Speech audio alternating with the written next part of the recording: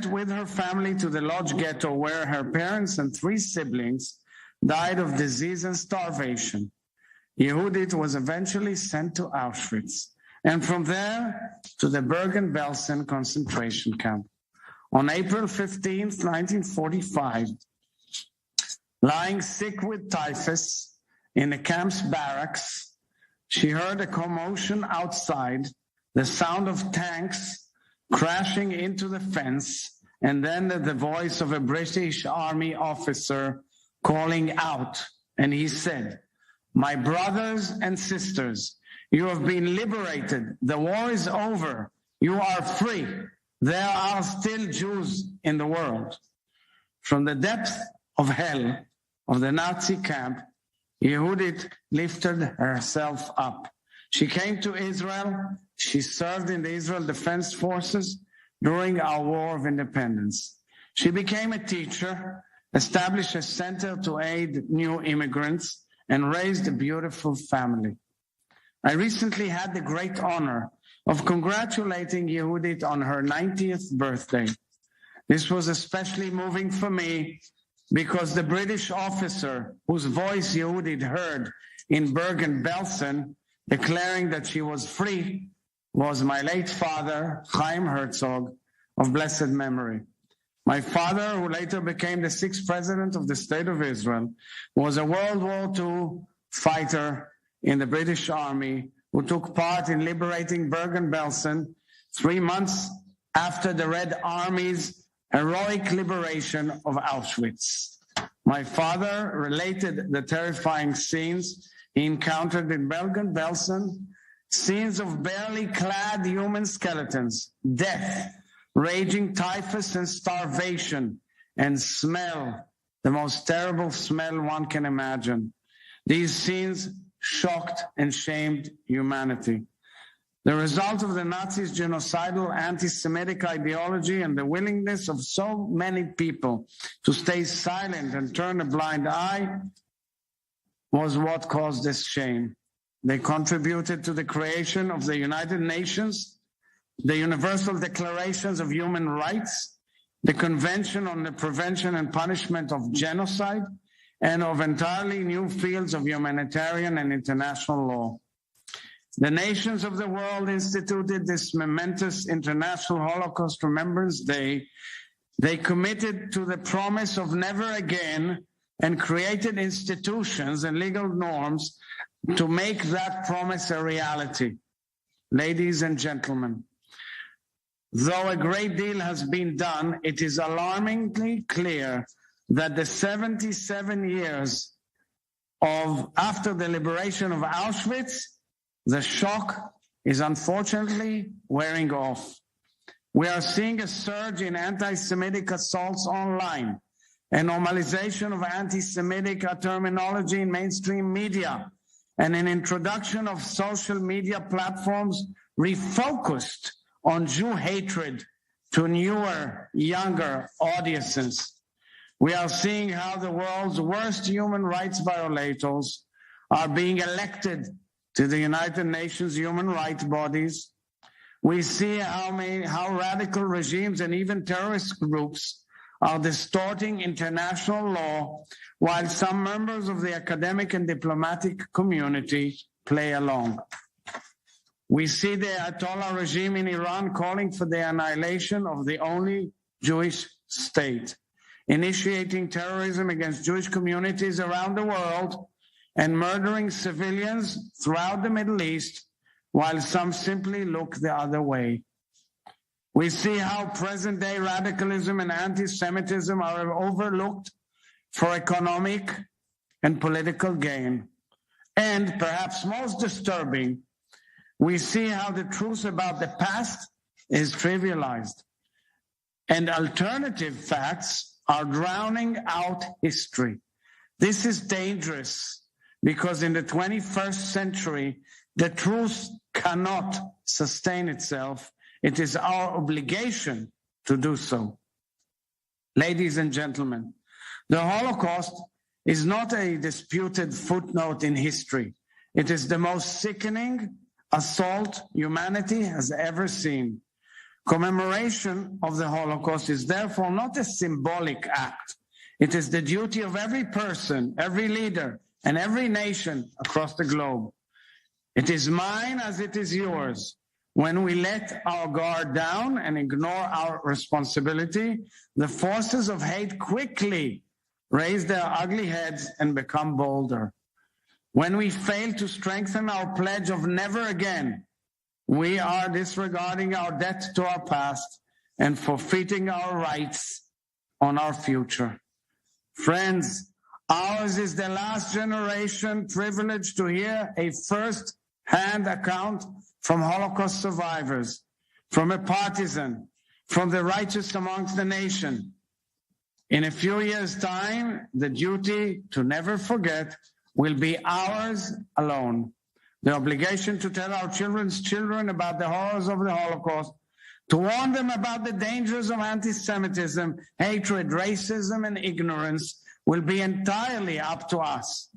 So today, let us reaffirm our commitment to remembering the lessons of the Holocaust together.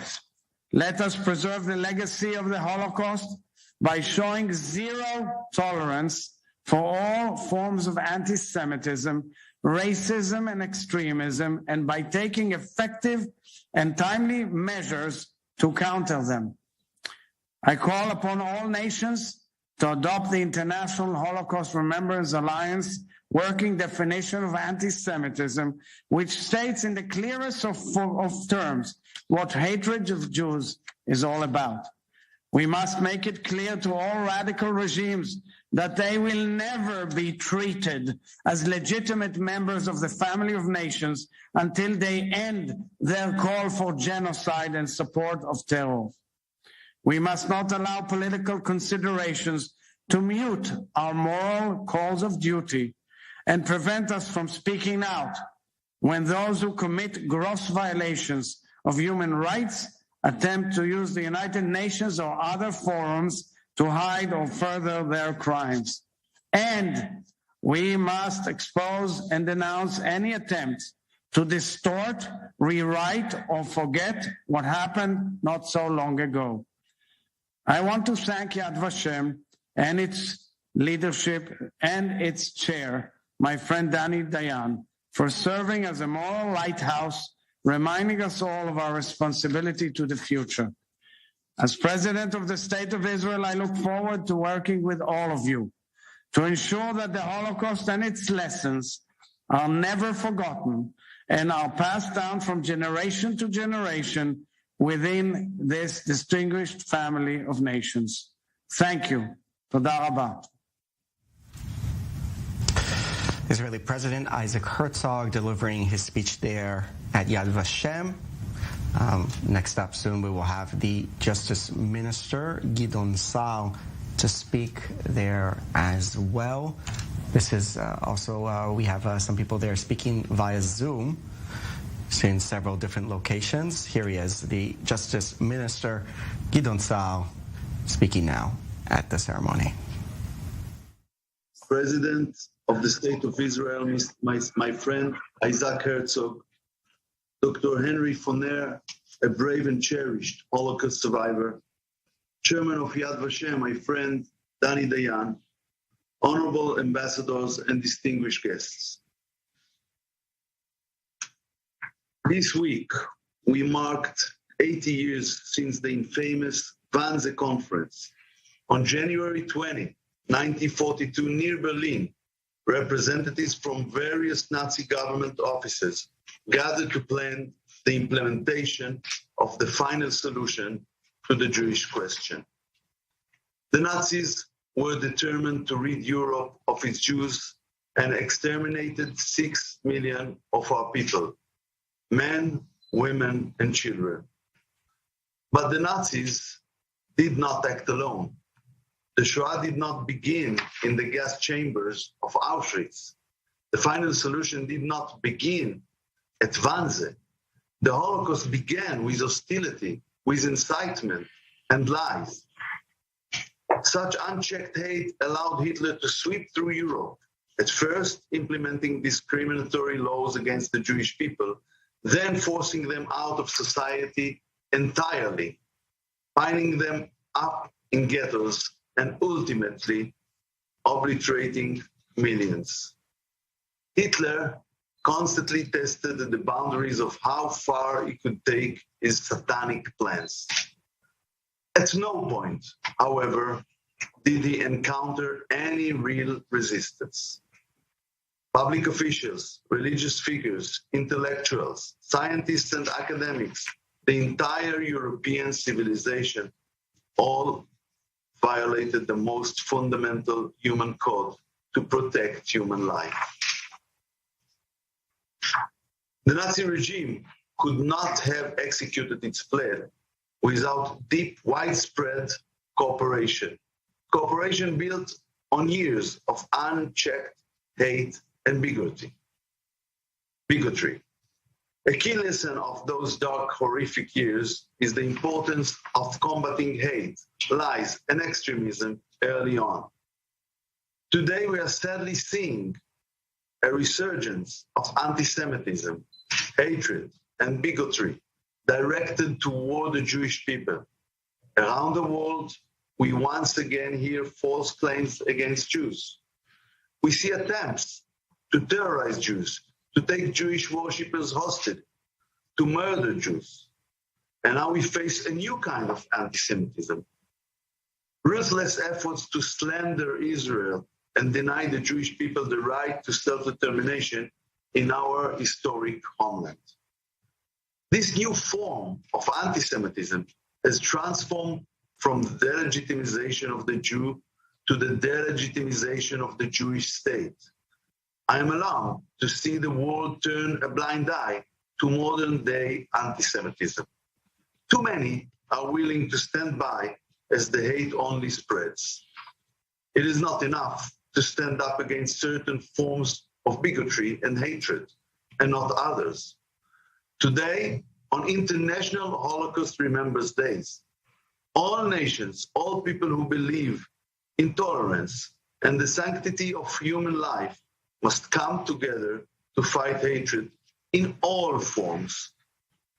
I commend the recent adoption of the UN resolution on Holocaust denial and distortion. It is an important step in combating lies, hatred, and the intentional distortion of history. Promoting Holocaust education must be a priority. And we know Yad Vashem is leading it. We not only have a duty to all of the victims and survivors to never forget, we also have a duty to ensure that the lessons of the past do not repeat themselves. Thankfully, the State of Israel has changed the existential condition of Jews everywhere. After 2,000 years of being persecuted and murdered, we now have the privilege of living in a sovereign Jewish state. We swore never again. Upholding this vow dictates that we never give up our right and our duty to defend our people by our own might. Never again will the Jewish people be unable to protect themselves. Never again will the Jewish people have no place to go.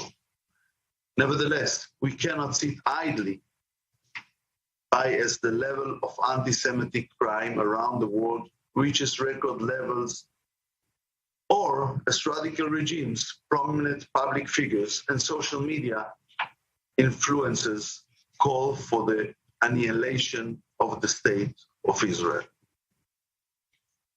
As the United Nations General Assembly declared upon establishing International Holocaust Remembrance Day in 2005, I quote, "The Holocaust must forever be a warning to all the people of the dangers of hatred, bigotry, racism, and prejudice. Never again can we succumb to the total moral collapse of the 30s and 40s. We must all join forces to combat traditional and modern forms of anti-Semitism, whenever and wherever they may appear. In the words of the Bible. זכור את אשר עשה לך עמלק בדרך בצאתכם ממצרים, אשר קרך בדרך, ויזנב בך כל הנחשלים אחריך, ואתה עייף ויגע, לא תשכח. Remember what Amalek did to you along the way as you came out of Egypt. When you were weary and worn out, they attacked you. Do not forget. We will never forget.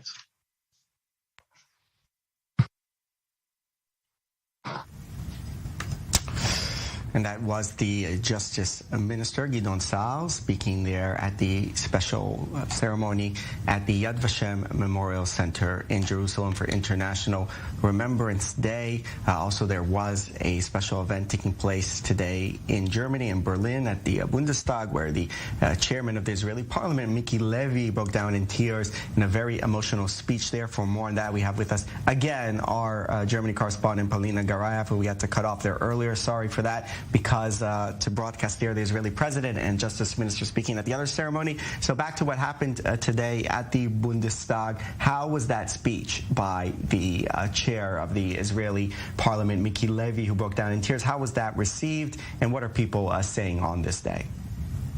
Well, this is definitely was a powerful moment that left an impact with everybody present and everybody watching. I was telling before that the Siddur, the Jewish prayer book that Miki Levy was reading from, belonged to a Jewish teen that used it in his bar mitzvah, a Jewish rite of passage, right before Kristallnacht, the day where Jewish synagogues were destroyed all over Germany. And this prayer book was loaned to him by Yad Vashem. And it is a symbol of how the Jewish community in Germany that just last year celebrated 1,700 years of Jewish history in Germany, how it managed to build itself up from the ruins, from the damage that is caused by the Holocaust, and how it is now a part of Jewish society. And this is something that was also stressed during the event when the president of the German parliament, Vale, spoke of the need to look inwards, for every member of German society to look inwards and see if they harbor any sort of views that can be seen as anti-Semitic, even if they don't realize it. So meaning that anti-Semitism is not only reflected in violent acts committed by the far right, the far left, or those of an Islamist motivation, it's also present in the very heart of society, in the belief that being Jewish makes you somewhat a less member of society, somewhat less German. This is something that is present in also German society nowadays, and expressed in conspiracy theories. It is expressed also we saw this especially in the last couple of years in demonstrations by opponents to corona restrictions, who either utilize the memory of the Holocaust or blame the Jews for the virus. So this is definitely speaks to the ongoing need to fight anti-Semitism. So in that sense, perhaps Germany is an example of what President Herzog was speaking of earlier, a country that perceives the act of remembrance is not a symbolic act, but more of a call to arms and a constant reminder that this is an ongoing battle that needs to be expressed not only in words, but also in deeds. Right, and he did speak to that very special relationship between Israel and Germany, how both people have been able to sort of grow since this disaster that was a disaster for the Jewish people and also a disaster for the German people, in a sense of that they had to recover from that as a nation with that stain on the country over the years. What do you make of where the relationship is now? There's a new chancellor in Berlin. He spoke very fondly there, Miki Levy, of Angela Merkel and her role in the ties between the countries over 15 years. How are the relations between Germany and Israel now, and where are they going from here? Well, of course, Angela Merkel is being credited with ensuring the fact that Israel's security and Israel's right to defend itself is so ingrained in German political culture, and this is something that is bound to continue, even though we're now seeing a different party in power. And Olaf Scholz has been also very vocal about this, even before he was elected and after, that he plans to continue this tradition, and he reiterated her famous statement that Israel's security is part of Israel's, of Germany's raison d'etat, meaning the state reason or part of its national interest. This is not something that is going to change, even though, of course, the German government can be critical of Israeli policy at times, and how to separate between Israel criticism and, of course, the fight against anti-Semitism is something that is an ongoing struggle. I'm not sure that German authorities are quite clear on how this can be achieved. So we recently saw the German parliament ban in some ways the BDS movement, acknowledging that in its ideology it is part anti-Semitic. How to implement this decision on the one hand, but still allow criticism of Germany from activists, from members of its society, and also within its political discourse. It still remains to be seen, but in its policy, in the views of its politicians, and in its foreign policy, as a whole, Germany, of course, stands by the side of Israel. Thank you very much there, Polina Garayev in Berlin, in Germany, for that. Now, our international affairs correspondent, Owen Alterman, is with us in studio in Tel Aviv. So, Owen, an important day internationally in the remembrance of the Holocaust. How do you think, where is sort of anti-Semitism now in the world, especially in the U.S. and Europe, where we've seen in the last few years several high-profile cases? Of course, some of it also has to do with the fact that the media is always on top of this, and with social media, everything is being shared. So sometimes it's hard to sort of assess where the trend is. Is it really that bad? Is it as bad as people say? Is it less bad than people are making out to be? What is your take on that? Well, listen, Alec, on one hand, I agree with you. When you look at reports on anti-Semitism, you sometimes can raise questions over their methodology.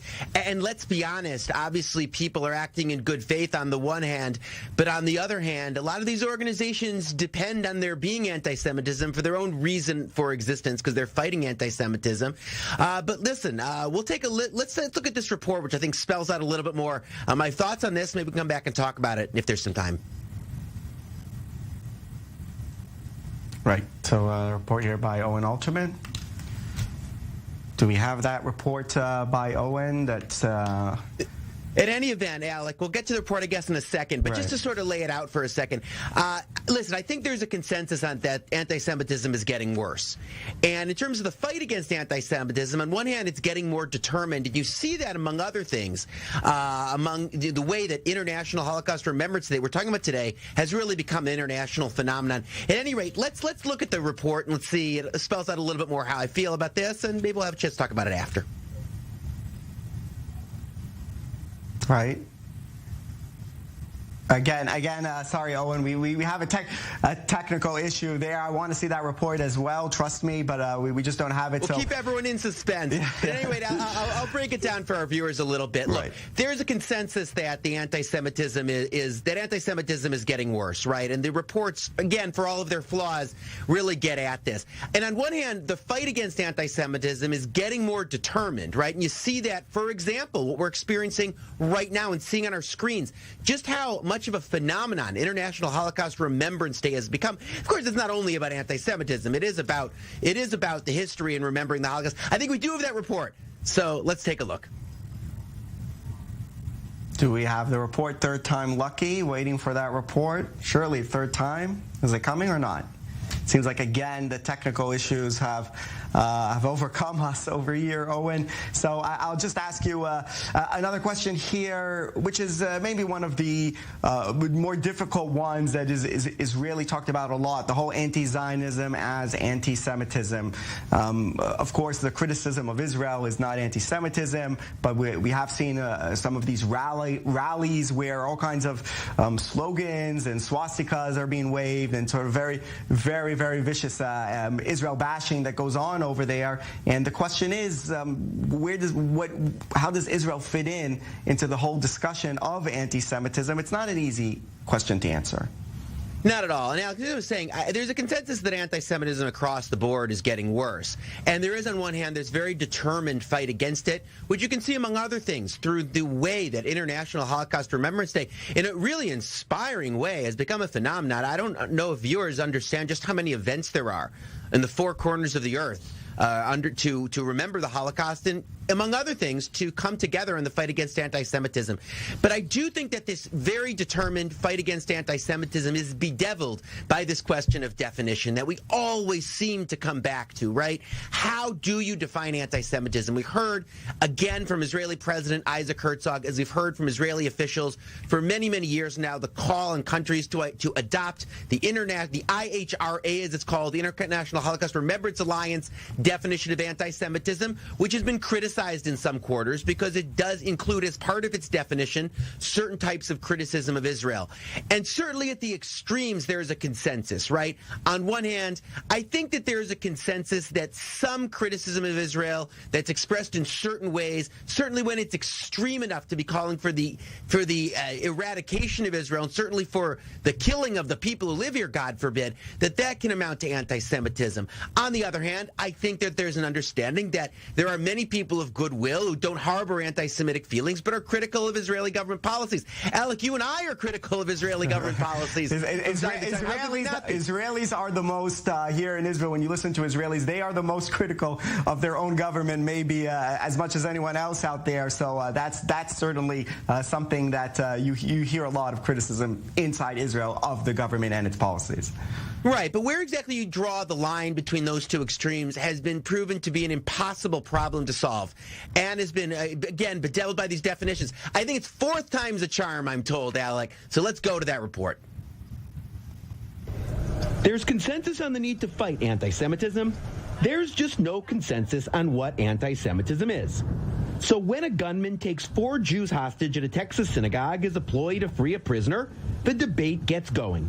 And in the gunman's hometown, there's a bit of a hedge. It's too early and it's unwise. Yes, obviously it did target, he chose to go into a synagogue and take hostages. You can't get into the mindset of why he did that thing and why he particularly chose a synagogue. But the wider community, the Muslim community, is in unison on this. We are in solidarity with the Jewish community. The argument over what is anti-Semitism is the Achilles heel of the fight against it, at a time when report after report shows anti-Semitism rising. Most recently, a report Monday from the World Zionist Organization and Jewish Agency that showed the highest number of incidents in a decade. I strongly advocate that we need another environment on social media because it's way too much hate today. At the Malmö Forum in Sweden in October, the focus was on social media. But social media is not the only problem. Anti-Semitic themes have surfaced at protests against COVID rules. And the Gaza conflict in May led to an anti-Semitism spike. Whoever brings hatred against Jews onto our streets, whoever insults, is outside our fundamental law. Yet the question of defining anti-Semitism still nags. Is it anti-Semitic when Ben & Jerry's boycotts Israel's West Bank settlements? Ben & Jerry's decision is a shameful surrender to anti-Semitism, to BDS. When a court green-lights an investigation of Israelis? The biased International Criminal Court in The Hague reached a decision which is the essence of anti-Semitism. It's an international fight against anti-Semitism that has gathered steam, and a debate about definitions that nags at it. Oh, and it was very interesting there when we saw that case of the British Muslim immigrant who kidnapped the people in the synagogue, which also raises a new question, which is, what about these migrants coming into Europe who they're not sort of part of that Hitler Mein Kampf style anti-Semitism, but are bringing with them maybe something else, and also have not experienced the whole how would we say procedure, or the whole way, or the whole road that the European nations have gone through on this. It's just something else. But there also is anti-Semitism there coming from a different angle. There was that video, remember, of a youth who was actually Arab walking around with a skull cap with a yarmulke and was assaulted by other Arabs in Berlin because they thought he was Jewish. And obviously they're not they didn't grow up or they did grow up in Germany, but their parents didn't grow up in Germany, and they're sort of not part of that heritage, but maybe they adopted some of that or they brought some of that from where they came from. So how do you approach this type of anti-Semitism, which is not the traditional type of anti-Semitism that maybe many people are used to? Yeah, Alex, funny, I had forgotten about that Berlin story. If I remember correctly, it was an experiment. Again, I believe an Arab Israeli went with a yarmulke, a kippah, through the streets of Berlin to show that it could be done, and there wasn't much anti-Semitism. And of course, the experiment turned out quite differently, if I remember the facts correctly. But listen, obviously anti-Semitism comes from a number of different directions, and I suspect that's been true for the history of anti-Semitism. Again, going back to its inception in the Greco-Roman period, more than 2,000 years ago, or even before. I think you're right. What is interesting and novel, and we heard echoes of this, by the way, in the speech by the president of the Bundestag this morning in the ceremony in Berlin, is you're right. Migrants are coming to European countries, particularly a country like Germany, and they don't have the family roots, if you will, in the Holocaust and the World War II period. Many Germans were not alive themselves 77 years ago, but they had grandparents who were, and they have family stories, and it's part of their DNA, if you will. Not so much that anti-Semitism in their DNA, but the Holocaust experience. And you're right, migrants coming from another culture, immigrating to Germany, you're right that it means that it's something different, and it's a challenge, I think, for Holocaust memory in many European countries. All right, so your correspondent, Owen Alterman, we got to see that report in the end, and we also got to hear your analysis, which is always interesting, so thank you very much for that. Now to a ceremony taking place right now live at the Auschwitz camp there in Poland, the site of the most notorious of the extermination camps during the war. Let's take a look and see what's going on there. Death camp Auschwitz. Let me welcome the survivors of Auschwitz and the Holocaust and their near and dear. Let me welcome the representatives of the highest authorities of the Republic of Poland, including Secretary of State in the Chancellery of President of the Republic of Poland, Minister Wojciech Kolarski. Let me welcome the representatives of the highest authorities of the Republic of France, with its Prime Minister Jean Castex. May I welcome all the ambassadors and all those who are gathered here in the former camp, and those of us who are present with us online and through media, as well as social media of Auschwitz-Birkenau Museum Memorial. Distinguished ladies and gentlemen, the leading motive of this year's celebration ceremony is the start of the mass destruction, mass murder of Jews in Auschwitz gas chambers. It's shocking, and not speaking witness are the objects that belong to the victims, carefully stored here in Auschwitz-Birkenau Museum Memorial. Since June 1940, its earliest days, Auschwitz was a concentration camp designed primarily for the Polish political prisoners. Nearly 2 years later, on the 26th of March 1942, a transport of 999 Slovak Jewish women reached this place. That was the prelude to the mass murder in Auschwitz. Several first transports of the Jews brought here were people capable to work, able-bodied slaves necessary to extend the camp.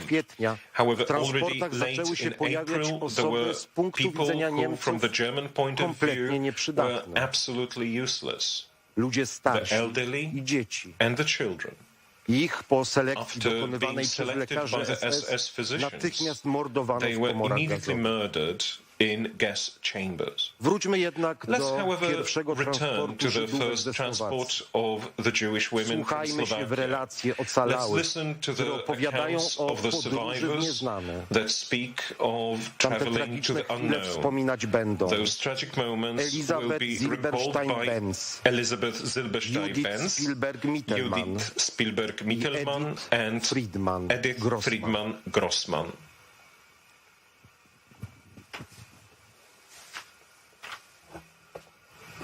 In that day, they didn't give us food, they didn't give us anything. So my sister came, and she brought me some food, and I never saw my mother. All the parents began to shout and cry and shout and cry. And my mother, I heard her, I'm hearing her now. Oh, she said, about Leah, I am not so worried. She's strong, but Edith, she's like nothing. And they loaded us, closed the doors, and then there is a little window up on the top. I saw my father standing near the big gate, waving to me. I didn't realize I never will see him again. We didn't know where we are going. We didn't have any idea. We were about 50 or maybe 60, not water, not anything, and locked from outside. And we were just sitting there and waiting to arrive somewhere. We didn't even realize what's happening to us. I was sitting in a corner and I just staring what's happening. Some of them were screaming, crying, but nobody could really anticipate what's coming.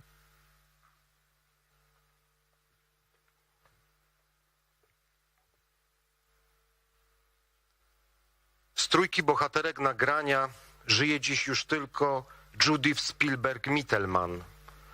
Nagranie udostępnione przez Fundację Renas Promis pochodzi z przygotowywanego dokumentu 999. Młode kobiety z pierwszego oficjalnego transportu żydowskiego do Auschwitz. Szanowni Państwo, teraz oddajmy głos Halinie Birenbaum, byłej więźniarce Auschwitz i ocalałej z zagłady. Tak wiele myśli, uczuć i wspomnień ciśnie się do serca i na usta dziś, w kolejną rocznicę wyzwolenia obozu śmierci Auschwitz-Birkenau. Tyle jest wciąż jeszcze do przekazania światu, zbadania, przypominania, niezliczone doświadczenia cierpień nadludzkich, dla krawędzi śmierci, które są już dla nowych pokoleń daleką, niewyobrażalną historią. W obecnym świecie pełnym aktualnych, palących problemów, ciężkich konfliktów, nowych śmiertelnych chorób, pandemii, coraz mniej absorbuje ludzkość Holokaust. Ten ogrom straconych istnień, życia, cierpień daremnych, zadawanych mąk, śmierci niewinnych. Czas i niewiedza mogą zatrzeć ślady o nich. Zrozumienie grozy również i na dziś. Podjęcie koniecznych działań. Odchodzą ci, którzy te męki przeżyli i zapamiętali na zawsze. I wszystkimi siłami starali się zadokumentować światu, utrwalić pamięci ludzkiej, przed ich powtórzeniem. Przychodzą na świat i wzrastają nowe pokolenia, dla których te dzieje są dalekie, stare, jakby nie dotyczące ich. Zwłaszcza, że są one tak koszmarne. A od smutku i tragedii chciałoby się raczej uciekać, niż się w nie zagłębiać. Chce się zapomnieć, umniejszać, zaprzeczać ich istnieniu, fałszować historię. A zapomnienie zbrodniczych faktów, tej wojny i zagłady jest po prostu ponownym tego okropnego zagrożeniem. Patrzę z narastającym przerażeniem all over again, and it pains me, terrifies me, when I see those hateful masses hating others, the Jews, those who are trying to run away from terror in their country of origin. There is this shouting of those who are poisoned with hatred, young people and older. Death to Jews, they're crying. And yet again they march in the streets. And what comes next? Death. Gas chambers, the death of my family, my loved ones. I survived miraculously. But I went through all this. It was in Auschwitz and Majdanek. I could see the fire of their bodies. I was breathing this ash in Auschwitz. And those slogans, death to Jews, death to others. And death waits for all of us. We die in accidents because of old age, even though we have all these technological miracles. We die because of diseases, especially the latest one, quite famous, that keeps mutating. And the name it has, quite noble, Corona. This international bearer of mass deaths in all countries and languages. It sounds the same to all haters, those who hate in Poland and Israel, all those who lived and live in this valley of tears. Death announced in those marches of those who claim to be patriots. You can die because somebody sneezed or coughed or embraced you. You can see it everywhere. People die of the coronavirus that keeps mutating. I was 10 years old when the Germany attacked and took over Poland in September 1939. By the age of 13, I was taken to Auschwitz-Birkenau.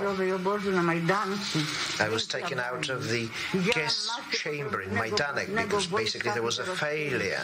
I could see those Hitler masses. They marched.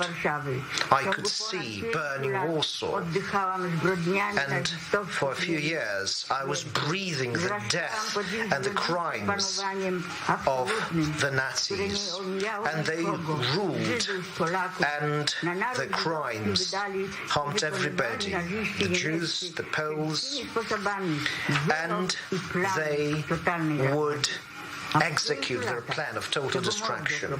And this lasted for 5 years. And then I walked in the death march, and I could see those proud Germans, Aryans, Nazis. They were wounded by them, bloodied,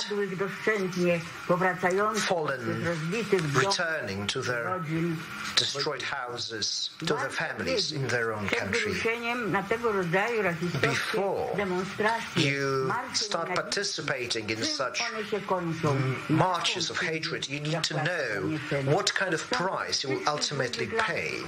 In all these years since the liberation from this death, from this hell, I've been telling what I experienced back then, what I witnessed, what I was the victim of.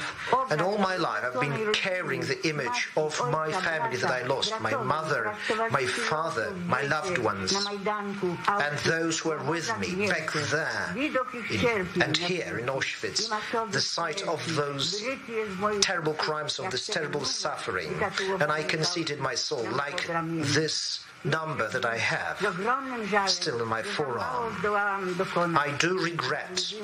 I regret that I have not accomplished enough with my testimonies, because Jews were dying, and for a long time nobody wanted to listen. People wouldn't believe. They didn't want to actually imagine what happened. And now most of the survivors have died. They are gone. And thus, you see those proud marches of hatred and the cries again, death to Jews, to aliens, to others, to refugees, to those who are different. The death will arrive because it comes to all. Nobody lives forever, neither the strong ones nor the weak ones. Only memory perseveres and lives on. Unfortunately, we couldn't finish that testimony there because we have to wrap up this special edition. After us is a special broadcast produced in cooperation with the European Jewish Congress. That's right after this. Thanks for watching.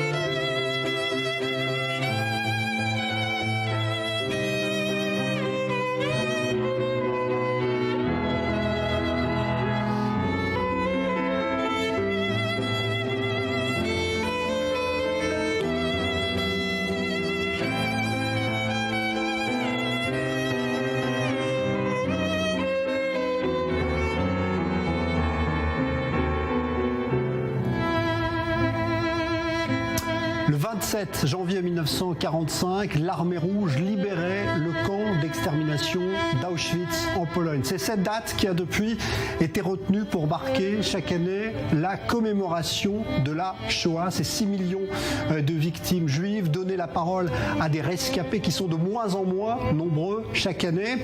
Et puis également permettre à des personnalités de premier plan de s'exprimer sur le thème de la mémoire de la Shoah et de la lutte contre l'antisémitisme. C'est ce que nous allons faire aujourd'hui dans cette émission proposée par le Congrès juif européen et à laquelle s'associe également i24 News.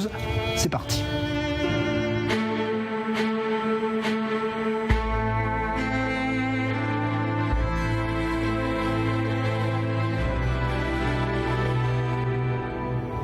Alors, première personnalité qui va prendre la parole au cours de cette émission spéciale, eh bien, c'est le président de la République française, Emmanuel Macron. Je vous propose de l'écouter.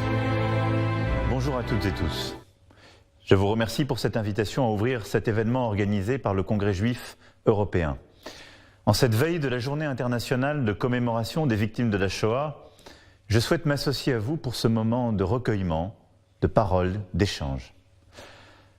La parole contre l'oubli, le devoir de transmettre est le sens même de ces mots de Simone Veil. Je la cite. « Nous, les derniers survivants, nous avons le droit et même le devoir de vous mettre en garde et de vous demander que le plus jamais ça de nos camarades devienne réalité. Pour rester fidèles à la promesse faite à ces survivants, il nous faut non seulement continuer sans relâche à faire vivre la mémoire des victimes, en particulier lorsque certains tentent de la falsifier. Mais il nous faut aussi continuer à agir très concrètement, au quotidien, sans relâche là aussi. Je sais chacun d'entre vous pleinement engagé dans ce travail de mémoire et ce travail pour combattre les actes comme les propos antisémites. Soyez assurés que la France ne manquera pas non plus à sa responsabilité. J'en ai pris l'engagement. La présidence française du Conseil de l'Union européenne a fait de la lutte contre toutes les discriminations l'une de ses priorités et réaffirmera la spécificité, l'unicité de l'antisémitisme. La Commission européenne a présenté en octobre dernier, et je sais que sa présidente y reviendra dans quelques instants, une stratégie sur la lutte contre l'antisémitisme et la promotion de la vie juive. Création d'un réseau de signaleurs de confiance afin de supprimer les discours haineux en ligne, financement pour protéger les espaces publics et les lieux de culte, soutien à l'éducation, à la recherche et à la mémoire de la Shoah.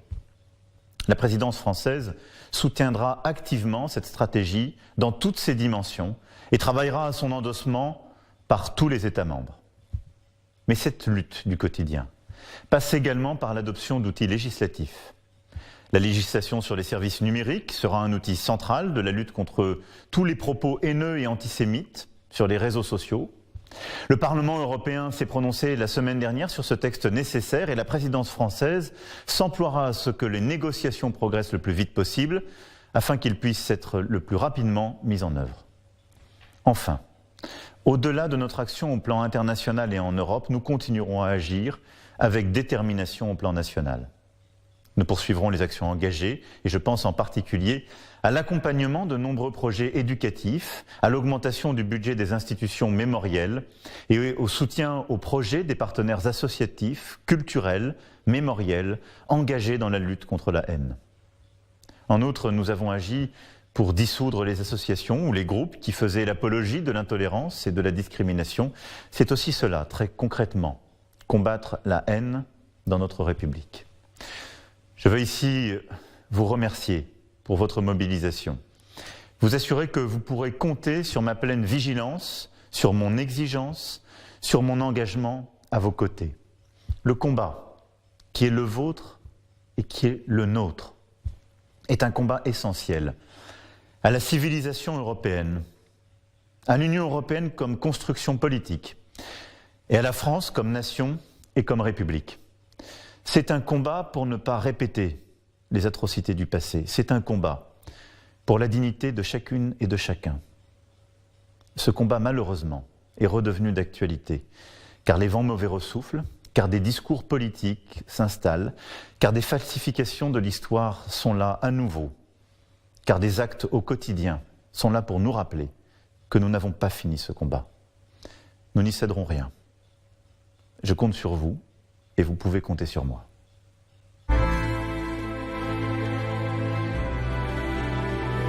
Alors après le président de la République française, je vous propose d'écouter à présent un message délivré par la présidente de la Commission européenne, Madame Ursula von der Leyen. Distinguished guests, members of the Jewish community. Earlier this month, I joined President Macron in the Panthéon in Paris to honor two founding figures of the European Union, Jean Monnet and Simone Veil. When Simone Veil was just 16, she was arrested and sent to Auschwitz because she was Jewish. She survived Auschwitz. And then in the winter of 1945, she was sent on a death march to Bergen-Belsen concentration camp. Again, she survived. After the war, she dedicated her life to public service in France and to building a more just and humane world. She cared deeply for human rights and the rights of women. Simone Veil became the first president of the European Parliament. And having witnessed Europe's darkest hour, she helped build our future as a founding mother of the European Union. Today, we remember all those who survived and the millions who perished in the Holocaust. Anti-Semitism dehumanizes the Jewish people. It strips individuals of their rights and dignity. In Nazi Germany, the dehumanization opened the door to the Shoah. We must never forget. To remember is to make a stand to defend human dignity everywhere. So today we also look to the future. After the war, Europe was built upon the promise of peace, of putting an end to hatred and ignorance. But anti-Semitism is again on the rise. It threatens Jewish communities in Europe. And this is why I presented the Commission's first ever strategy on combating anti-Semitism and fostering Jewish life in Europe. Because Jewish life is an integral part of Europe's history and of Europe's future. And this is what Simone Veil fought for: the uncompromising defense of human dignity, reason, and moderation. I still remember her powerful speech to the German Bundestag on a Holocaust Remembrance Day almost 20 years ago. An entire country paused to listen to her words. She made us face the crimes, the horror, and the death of humanity. A past that would never get past her. She called on future generations to keep the memory alive. As she said, parce que les jeunes auront la responsabilité de faire échec à tout ce qui pourrait conduire au même engrenage de la haine et de la violence. End of quote. If we protect the facts, we can break the cycle of hatred and violence. Europe will remain united in diversity, faithful to the values of its founding fathers and mothers. You can always count on the European Commission to stand by your side.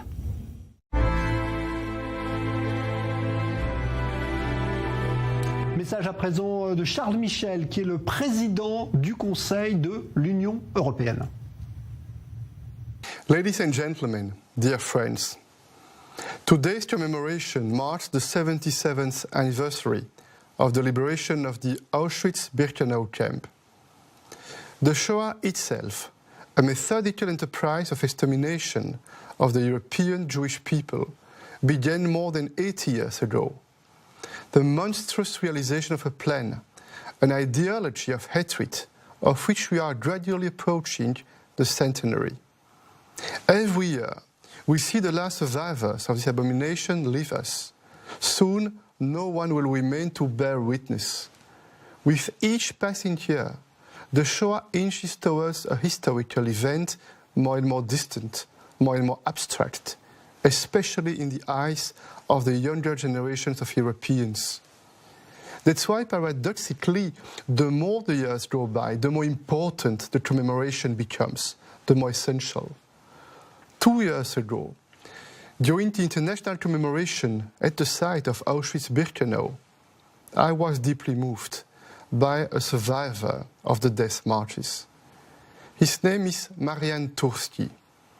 He addressed his granddaughter and all the young people, tired of hearing about Auschwitz, about the war, about the Holocaust. And he said, Auschwitz did not fall from the sky. It came in small steps. It entered amid the indifference and the discrimination against the rights of minorities. And what happened once can happen again. Marian Turski's powerful message to the young people: don't be indifferent, because if you are not careful, another Auschwitz could fall from the sky. Ladies and gentlemen, dear friends, today the lessons of the Shoah are more relevant than ever. First, because Jewish people feel threatened, and they are threatened. They are even attacked in Europe just because they are Jewish. We do not accept this. We'll never accept it. It cannot be repeated enough. Europe would not be what it is today without Jewish people. And Europe without Jewish people would no longer be Europe. Second, I want to extend Marianne Toursti's message to the young. Democracy, too, does not just fall from the sky. It's conquered, it's built. Democracy must be nurtured and protected day after day. It's not a given that it will last forever. Today, once again, democracy has its enemies. And they resemble the enemies of yesterday, of 80 years ago. Hate speech, extremism, rejection of the other, conspiracy theories. They creep into our societies. They infiltrate our lives. They contaminate our social networks. That's why today we must do more than remember. Remembering, unfortunately, is not enough. We must act, and the European Union is acting. We are fighting these enemies of democracy and fundamental values. But this must also be a personal fight, the fight of each and every one of us. And it begins by rejecting silence, by rejecting acceptance, by rejecting the small steps that lead to indifference. Because to be indifferent to hate speech and to discrimination is to be indifferent to humanity, indifferent to democracy. And this we must never be. Thank you.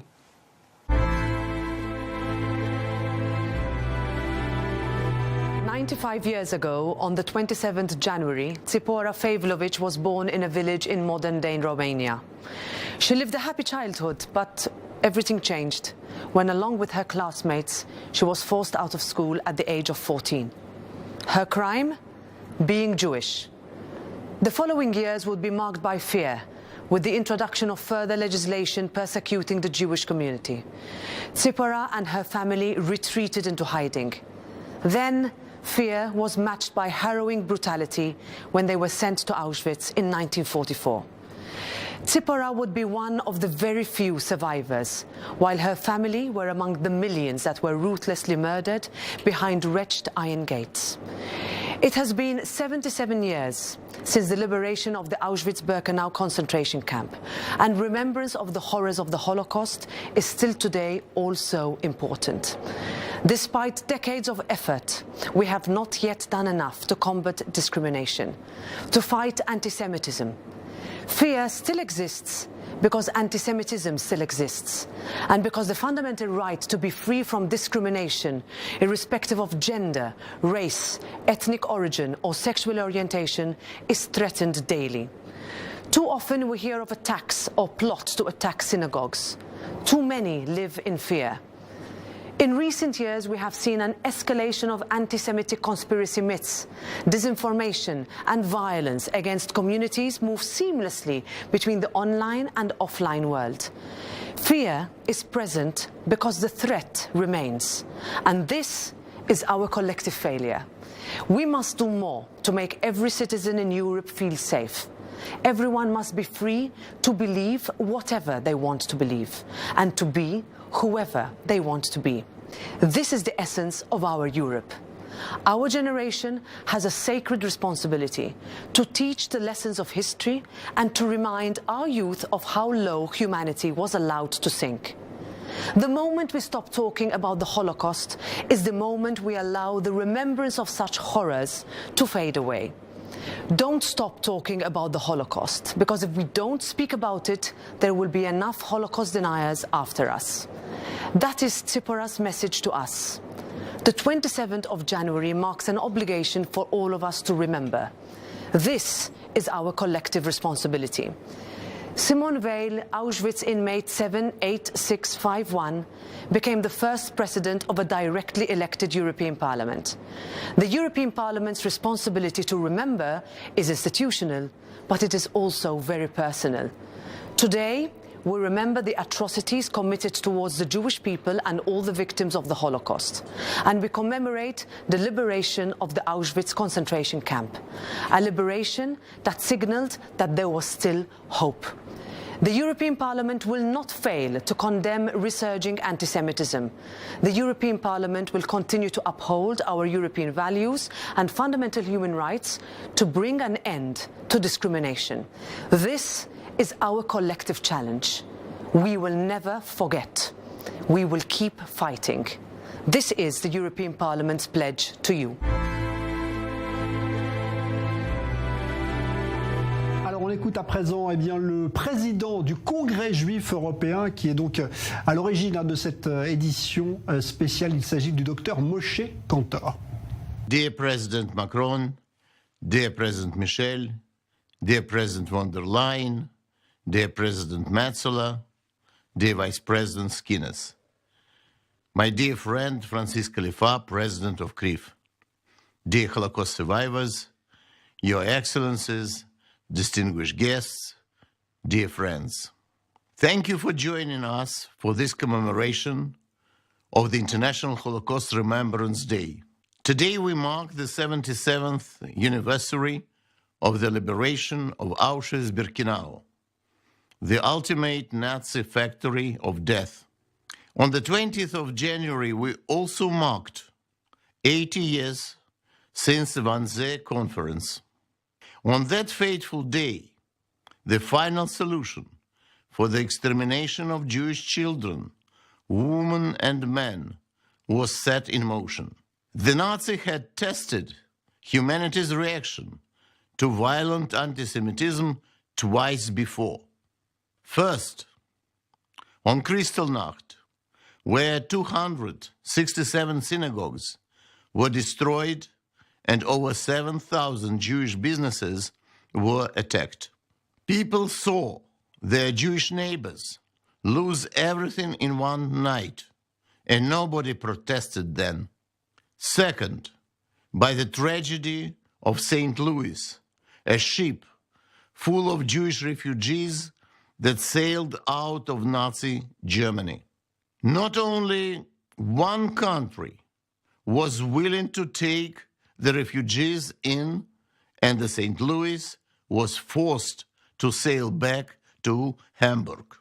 After the St. Louis, it became clear that governments were not going to move one finger to prevent the extermination of the Jews.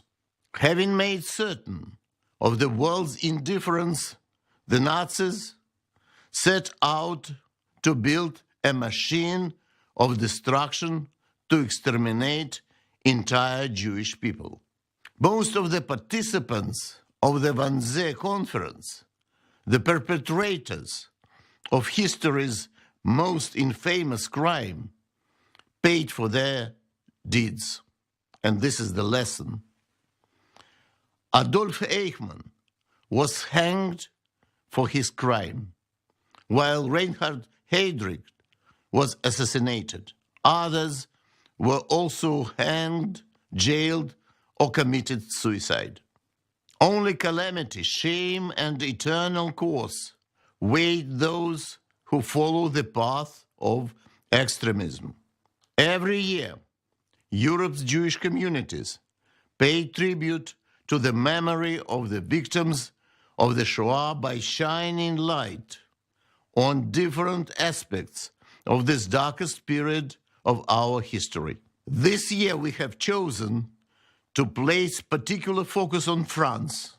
About 75,000 Jews were deported from France to Nazi concentration camps and death camps, including 986 men and women and 324 children who were sent from Drancy to Auschwitz on Convoy 77, the last large convoy of Jewish deportees in July 1944. The Vichy authorities, their police and militias, brought French Jews to French camps to be sent for extermination later. At the same time, thanks to brave and heroic acts of many righteous French, almost 3/4 of French Jews survived the Holocaust. The liberators of France, de Gaulle, and the resistance were France, but Vichy was France too. This year, the French Republic is holding the presidency of the Council of the European Union.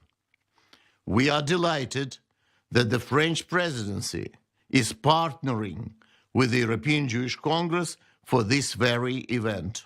I do believe that France, as home of Europe's largest Jewish community, has a vital role to play in efforts across the EU to promote the memory of the Holocaust, combat anti-Semitism, and secure the continuation of Jewish life in Europe. We have already seen a brilliant commitment from President Macron to implement the EU strategy on combating anti-Semitism and fostering Jewish life over the next 3 EU presidency, and to develop new tools to ensure that our democratic freedoms live on. We have very high expectation on the French presidency, and we look forward to significant achievements. We owe it to the victims, and we owe it to survivors. We owe it to future generations.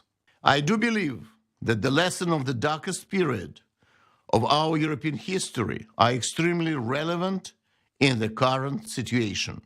The Holocaust didn't begin with extermination camps or Nazi camps going village by village, wiping out entire Jewish communities.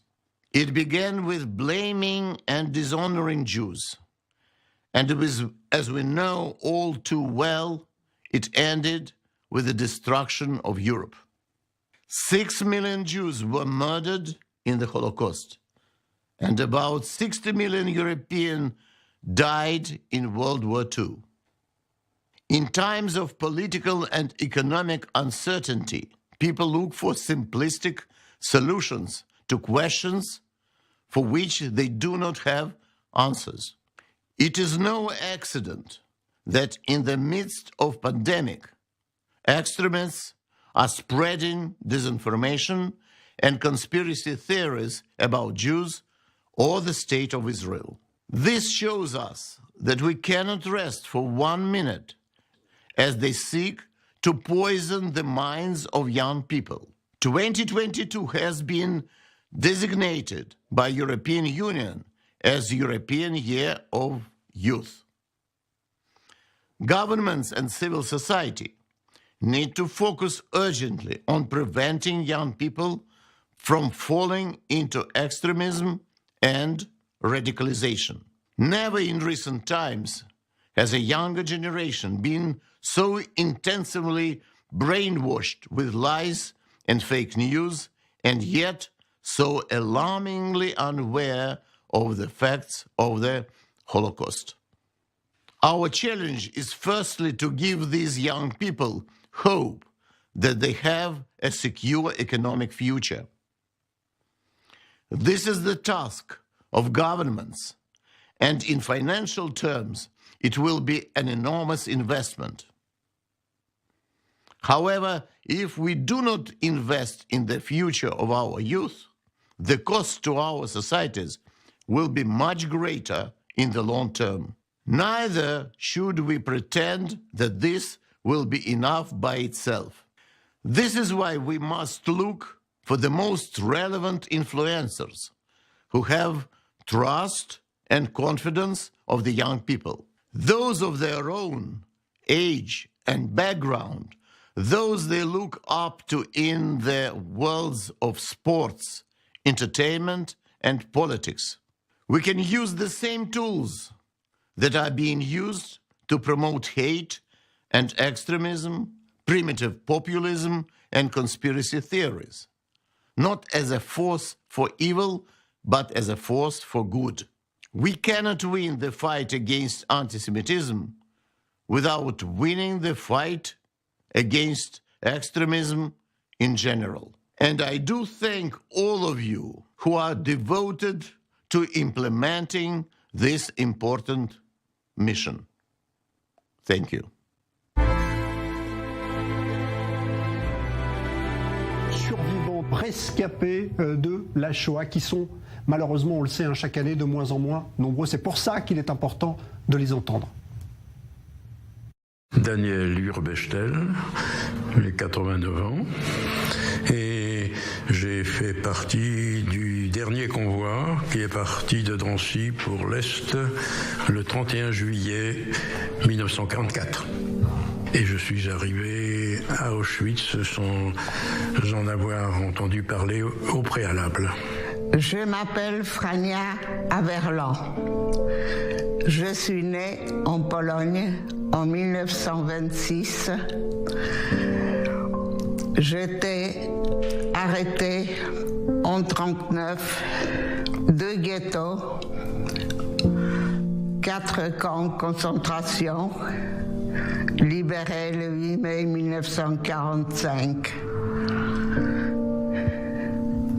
Je suis la seule survivante de toute ma famille.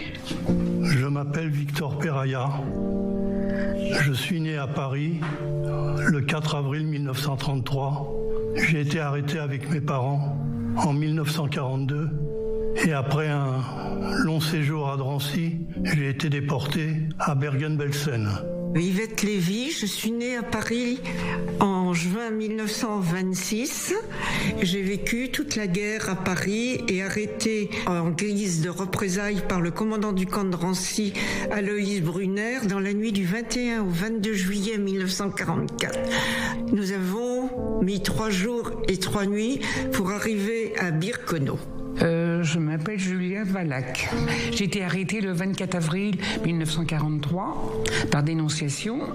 Je suis arrivée au camp 2 mois après, à Birkenau-Auschwitz, le 26 juin 1943.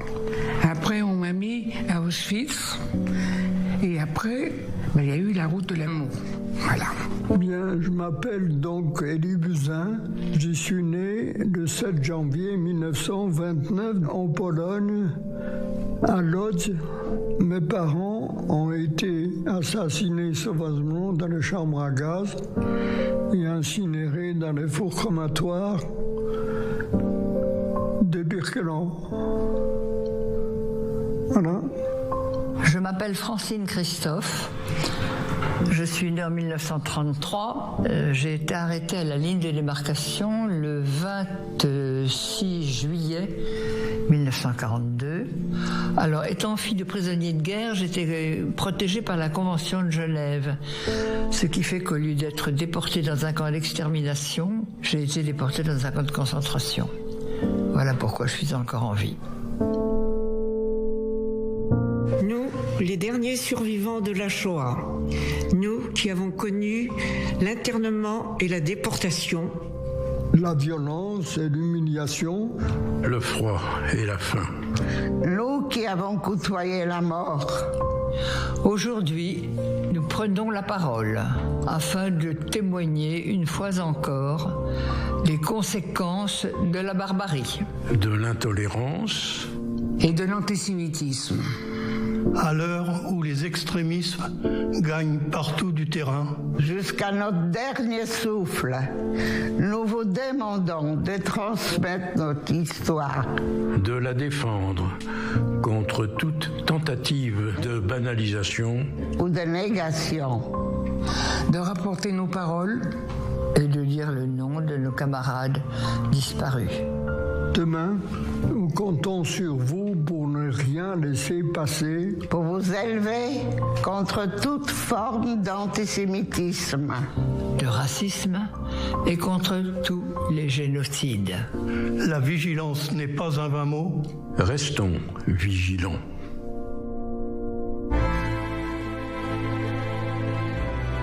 Alors, nous sommes à présent du plateau complexe avec Margaritis Schinas, qui est vice-président de la Commission européenne, chargé plus spécialement de la question de la lutte contre l'antisémitisme. Bonjour Margaritis Schinas.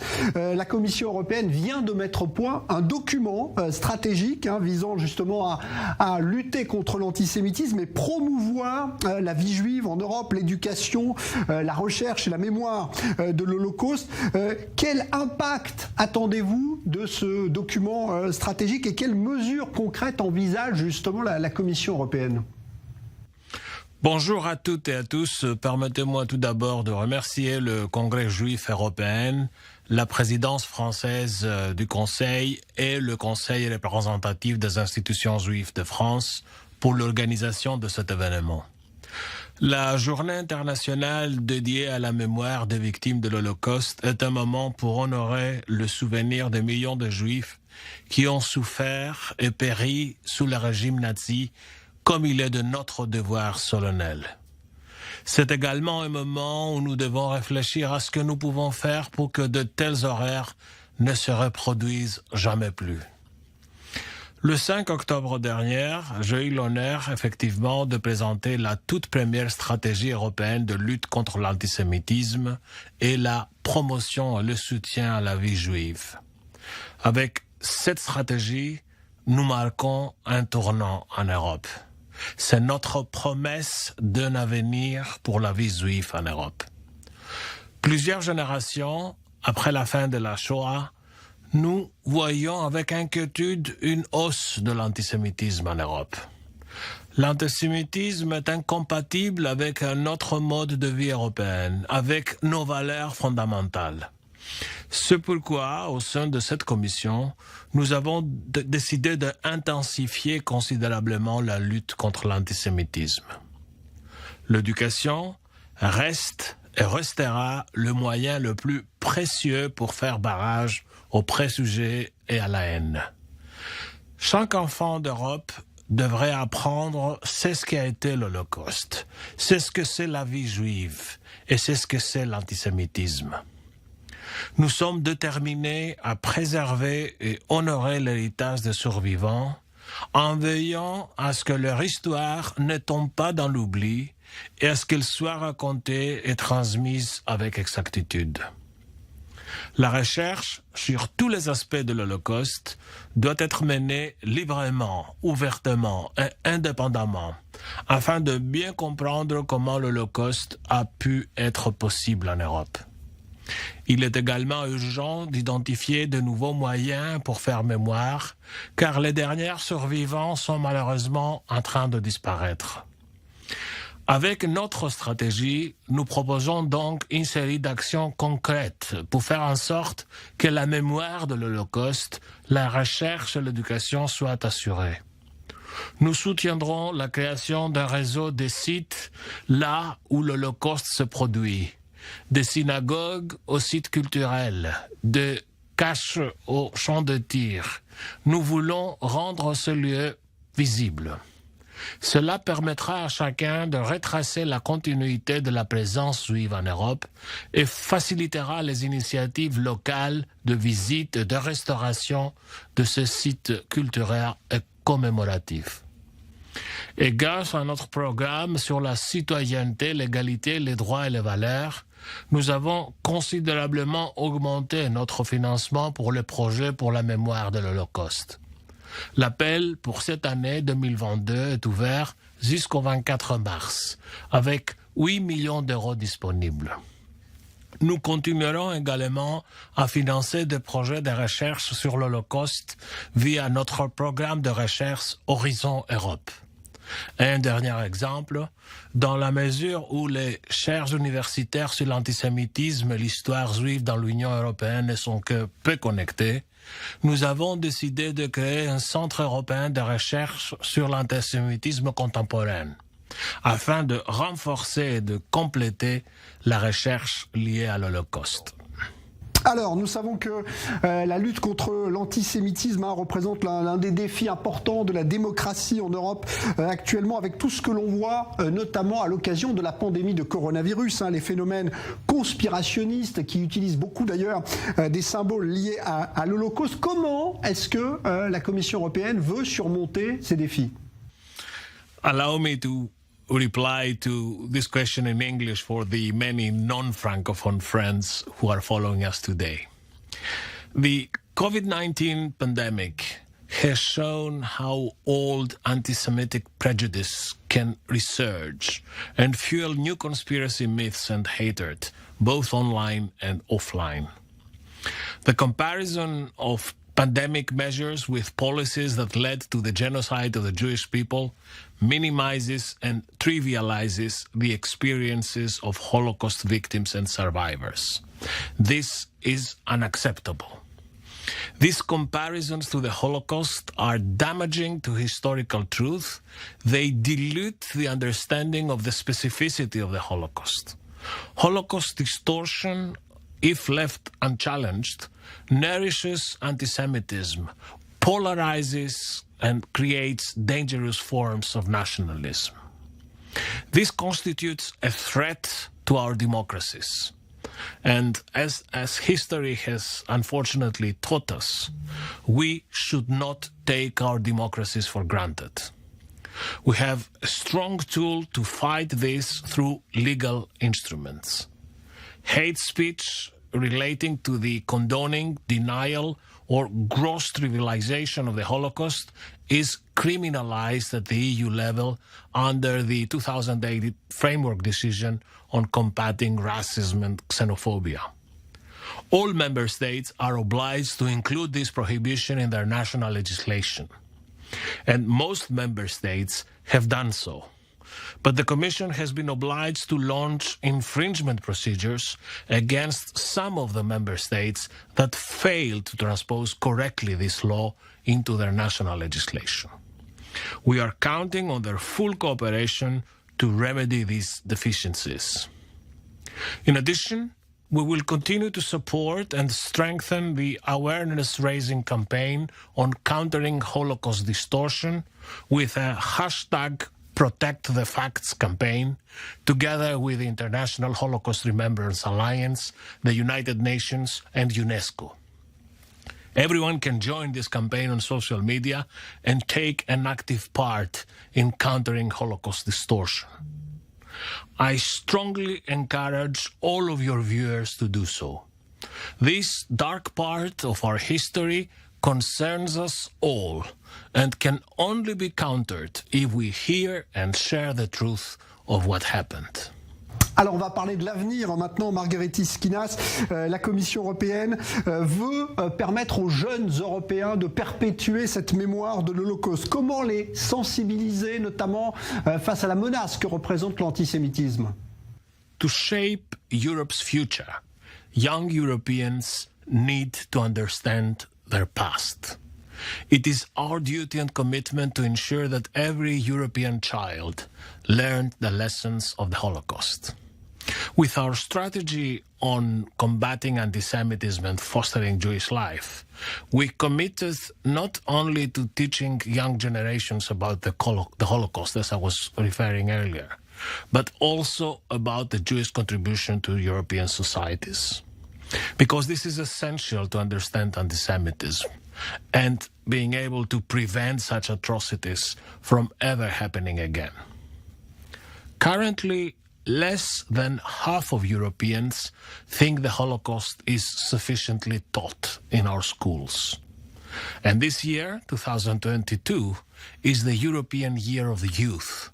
And as part of these celebrations, we will be supporting the development of a network of young European ambassadors to promote Holocaust remembrance in schools, universities, and vocational and training institutions.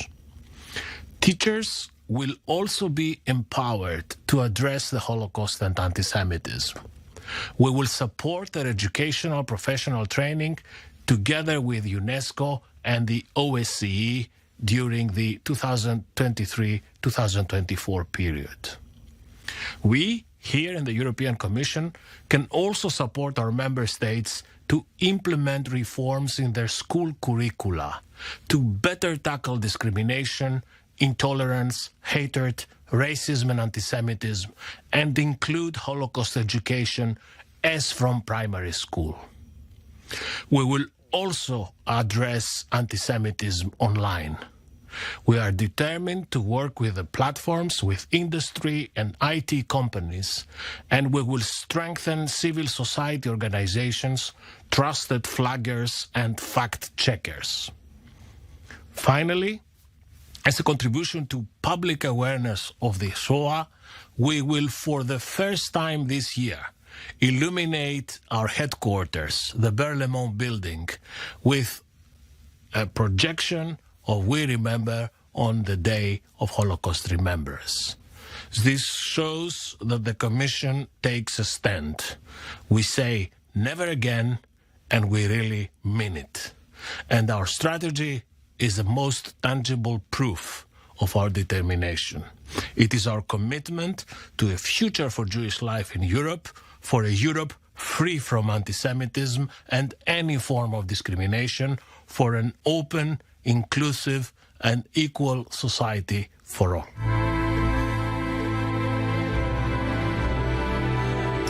On va s'arrêter quelques instants sur les problématiques liées justement à la mémoire de la Shoah. On vit une période particulièrement troublée avec cette pandémie de coronavirus et la mémoire de la Shoah subit actuellement, notamment sur les réseaux sociaux, de très nombreuses attaques.